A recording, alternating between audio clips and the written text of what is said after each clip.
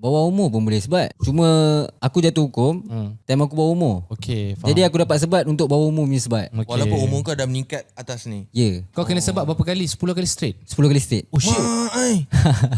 Dia macam sama dengan YouTube kan, yang sebab yang Ke macam mana? Itu untuk sebat dewasa punya. Okey. dia ada pecah-pecahan lagi. Ada lah. pecah-pecahan dia. Dia ada untuk CBT. CBT ni macam pecah mana. Lepas tu untuk bawah umur. So aku kena bawah umur punya lah. Bawah umur ni punya standard rotan-rotan sekolah Tapi 10. sakit ke? Sakit ke Macam mana cara sebat dia? Kau ingat tak? Sebab dia yang aku tahu untuk dewasa punya full lah. Diorang akan tarik, diorang akan pegang macam ni. Diorang akan pusing terus. Position kau? Position aku kalau Kau macam ni lah? kalau dewasa diorang ikat kaki tangan aku dekat satu stand tu. Memang ada stand dia. Diorang akan ikat. Itu untuk sebat dewasa. Tapi bila untuk sebat bawah umur ni, diorang akan letak satu meja macam ni tau. Okay, and then ada satu orang warden datang suruh aku tunduk. Macam Tengah baring. posisi tonggeng.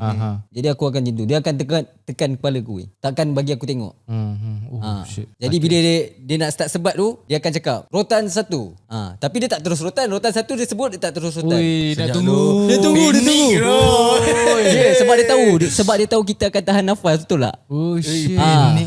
Kita duduk tahan kan. Tapi dalam masa sama kan, bila nak jalan ni, bila nak sebat ni, bila nak sebat ni kan, kita hembus nafas. Sampai. Straight 10. Straight 10. Cara kau kena rotan macam mana? Macam kau cakap tadi, dewasa dia full swing. Full swing. Macam kau? Macam aku separuh ke? Style.